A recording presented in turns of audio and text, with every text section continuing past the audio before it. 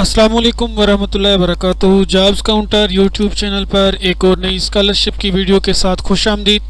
आज की इस वीडियो में मैं आपके साथ डिटेल्स शेयर करूंगा पंजाब बेनेवलेंट फ़ंड स्कॉलरशिप के मुतालिक। इसकी तमाम इंफॉर्मेशन हम देखेंगे और इसके साथ साथ अप्लाई करने का मुकम्मल प्रोसेस मैं आपके साथ इसी वीडियो में शेयर करूंगा। स्कॉलरशिप्स आपको कितनी मिलेंगी, आपके क्लास वाइज प्राइमरी से लेकर एमफिल पीएचडी तक आप किसी भी क्लास में इनरोल्ड हैं तो आप पंजाब बेनेवलेंट फ़ंड स्कॉलरशिप से फ़ायदा हासिल कर सकते हैं। मुकम्मल इन्फॉर्मेशन देखने के लिए आपने वीडियो को लास्ट तक देखना है ताकि सारी चीज़ें आपको समझ आ सकें और आप घर बैठ के इस पर अप्लाई कर सकें। तो सबसे पहले मैंने पंजाब बेनेवलेंट फ़ंड की ऑफिशियल वेबसाइट pbf.punjab.gov.pk ऑफिशियल ये वेबसाइट है, आपके सामने स्क्रीन पर शो हो रही है। लिंक वीडियो की डिस्क्रिप्शन में दे दिया है, वहाँ से आपको मिल जाएगा। आपने सिंपली यहाँ से इसको ओपन कर लेना है। इसके अंदर आपको यहाँ से स्कॉलरशिप का ऑप्शन मिल जाएगा। स्कॉलरशिप के ऑप्शन के अंदर आपने जाना है तो यहाँ पे एजुकेशनल क्राइटेरिया लिखा हुआ है। प्राइमरी टू मैट्रिक लेवल के लिए gazetted Punjab benevolent fund scholarship basically government of Punjab के जितने भी एम्प्लॉयज़ होते हैं उनके लिए होती है जिनका बेनेवलेंट फ़ंड बना हुआ होता है। अगर आपकी फैमिली में आपके वालिद, आपकी वालदा, आपके भाई, आपकी सिस्टर का बेनेवलेंट फ़ंड बना हुआ है तो आप इससे फ़ायदा हासिल कर सकते हैं। अगर आप प्राइमरी से मैट्रिक तक के स्टूडेंट हैं और आपके जो गार्डियन हैं, पेरेंट हैं, वो गजटेड मुलाजिम हैं तो आपको 10,000 रुपये पर मंथ। उसके बाद FA BA और इक्विवेलेंट के लिए 28,000। उसके बाद MA और equivalent level, BDS, MBBS, BSc engineering, DVM, BSc honours agri, B pharmacy, MPhil PhD के लिए 32,000। उसके बाद नॉन गजटेड के लिए प्राइमरी एंड मैट्रिक लेवल के लिए 1,500।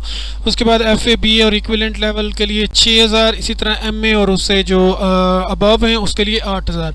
तो ये उनके लिए होता है। स्पेशल स्कॉलरशिप अवार्डेड होती है जो हाई अचीवमेंट के लिए होती है। ऐसे चिल्ड्रन जिन्होंने 90% या उससे ज़्यादा मार्क्स लिए हैं अपने एग्जामिनेशन के अंदर, मैट्रिक के अंदर या उससे अबव। यानी अगर आपने मैट्रिक के इम्तिहान में इंटरमीडिएट BS वगैरह के एग्ज़ाम में आपने 90% प्लस या 90% मार्क्स लिए हैं तो आपको 50,000 जो है वो आपको अवार्ड के तौर पर दिया जाता है। उसके बाद यहाँ पे आपको नीचे एप्लीकेशन फॉर्म का ऑप्शन मिल जाता है। आपने सिंपली एप्लीकेशन फॉर्म को फिल करना है।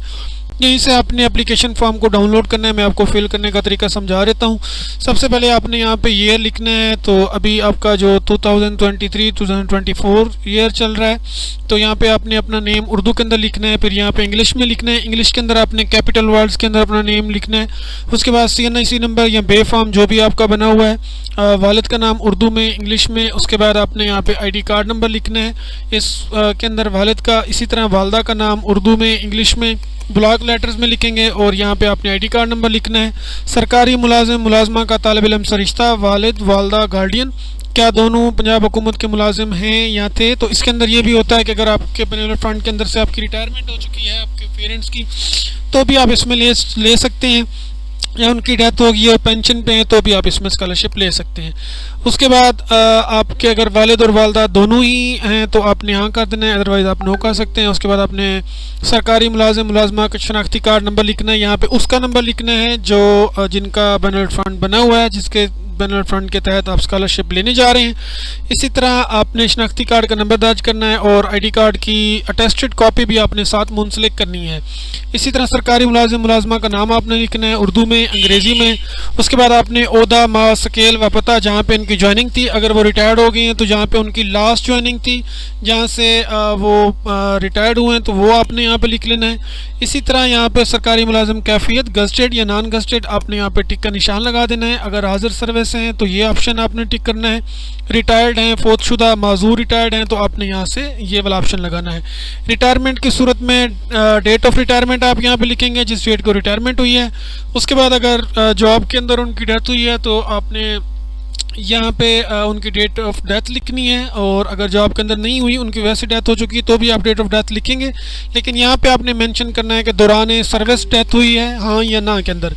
उसके बाद आपने सरकारी मुलाजिम, मुलाजमा पंजाब गवर्नमेंट का मुस्तकिल मुलाजिम था तो आपने यस लिखना है। उसके बाद बेनेवलेंट फ़ंड कटौती करवा रहा था तो आपने यहाँ पे यस लिखना है। उसके बाद डेपुटेशन पर तो बेनेवलेंट फ़ंड कटौती का सबूत वो आपने उसकी एक दी कोई जो रसीद वगैरह है वो अपने साथ लफ कर देनी है।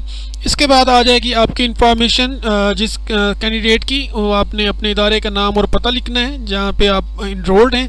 निजी तलीमी इदारा की सूरत में मंजूरी लाख का ताज़ा नंबर, रजिस्ट्रेशन नंबर आप लिखेंगे। अगर आप किसी प्राइवेट यूनिवर्सिटी या प्राइवेट कॉलेज वगैरह के अंदर या प्राइवेट स्कूल के अंदर हैं तो आपने स्कूल कॉलेज यूनिवर्सिटी का रजिस्ट्रेशन नंबर लिखना है और उसकी रजिस्ट्रेशन की सर्टिफिकेट की कॉपी भी लगानी है। ये आपको आपके एडमिन ऑफिस से मिल जाती है।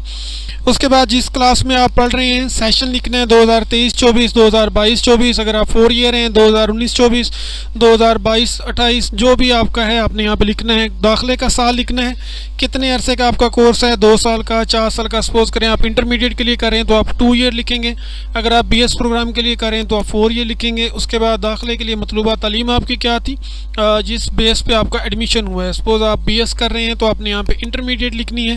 बोर्ड यूनिवर्सिटी के रिजल्ट कार्ड की मुसद्दका नकल कंट्रोल इम्तहान से जारी करदा लाफ करें तो आपने ये जो आपका रिज़ल्ट कार्ड है लास्ट क्लास का जो मैट्रिक है, इंटरमीडिएट है, मिडिल है, वो आपने अटेस्टेड शुदा यहाँ पे लगानी है। उसके कुल नंबर कितने थे, आपने कितने लिए हैं और परसेंटेज लिखनी है। इसके बाद आपने दूसरे बच्चों का नाम लिखना है जिन्होंने आपके मतलब जो बहन भाई हैं जो आप किसी भी क्लास के अंदर हैं और वो बेनिफिट फ़ंड के लिए दरख्वास्त दे रहे हैं। यानी इसमें ये होता है कि आप अगर 4 बहन भाई हैं तो आप 4 ही इसमें अप्लाई कर सकते हैं, चारों ही आप इससे स्कॉलरशिप ले सकते हैं। आपने यहाँ पे उसका नेम लिखना है, क्लास लिखनी है, तालीमी इदारा लिखना है। उनके लिए आपने अलग से पूरा फॉर्म फिल करना है, लेकिन आपके फॉर्म के अंदर उनकी डिटेल सिर्फ यहाँ पे नेम, क्लास और तालीमी इदारा आएगा। उसके बाद यहाँ पे आपका इंपॉर्टेंट कॉलम है, इसके अंदर आपने वजीफ़ा की रकम मुंतकिल करने के लिए सरकारी मुलाजिम का, अगर सरकारी मुलाजिम फोत हो चुका है तो सरपरस्त का नाम, अगर आपके अम्मी गार्डियन हैं तो उनका नाम लिखें, अगर अम्मी फोत हो गई हैं उनकी बेनिफिट फ़ंड है और अबू गार्डियन है तो उनका नाम लिखें। अगर खुदा न खास्ता दोनों फोत हो गए हैं तो आपके अंकल वगैरह या बड़े भाई या बड़ी सिस्टर जो भी घर में आपके गार्डियन है उनका नाम लिखें आपने, उनका मोबाइल नंबर। उसके बाद सरकारी मुलाजिम मुलाजमा सरपरस्त का शनाख्ती कार्ड नंबर यहाँ पर लिखना है। उसके बाद आपने सरपरस्त की तारीख़ पैदाइश, सरकारी मुलाजिम की वल्दियत, खावंद का नाम, ये आपने लिखना है और ये आपने कंप्लीट करना है। इसके बाद आपका तस्दीक नामा है, इसके अंदर जो भी डिटेल्स हैं वो सारी आपने लिखनी है। आपका नेम है, दस्तखत हैं, सरकारी मुलाजिम मुलाजमा, वालिद, सरपरस्त का नाम, उसके दस्तखत, घर का मुकम्मल पता, फ़ोन नंबर और रिटायरमेंट की सूरत में, वफ़ात की सूरत में ये भी आपने फिल करना है, अदरवाइज़ आप इसको छोड़ सकते हैं। उसके बाद आपने तालिब इल्म के तालीमी इदारे के सरबराह से तस्दीक करवानी है, जहाँ पे आप अभी इनरोल्ड हैं आपने वहाँ से करवानी है। यहाँ पे आपने अपना नेम, वालिद का नाम, उसके बाद इदारे का नाम लिखना है, क्लास का नाम, ईयर, साबका एग्ज़ाम जो आपने पास किया नंबरों के साथ वो आपने लिखना है। यूनिवर्सिटी वगैरह का नाम भी लिख सकते हैं जहाँ पे भी आप हैं। उसके बाद आपने इदारे में फ़लाँ तारीख़ को आपने दाखिला लिया, फ़लाँ तारीख़ तक आप रहेंगे, ये सारी इन्फॉर्मेशन लिखने के बाद जो आपके इदारे का हेडमास्टर है, प्रिंसिपल है, डीन है यूनिवर्सिटी का, वहाँ से आपने इसको टेस्ट करवाना है। उसके बाद सरकारी मुलाजिम जहाँ पे आपकी जॉब थी आपके पेरेंट्स की, वहाँ से आपने इसको टेस्ट करवाना है, महकमे के सरबराह का नाम, ये सारी टेस्टेशन करवाने के बाद यहाँ पे फॉर्म नंबर 3 के ऊपर आपको तमाम चीज़ें लिखी हुई हैं जो आपने साथ लगानी है। ऊपर भी आपने देखी हैं, साथ साथ लिखा हुआ था।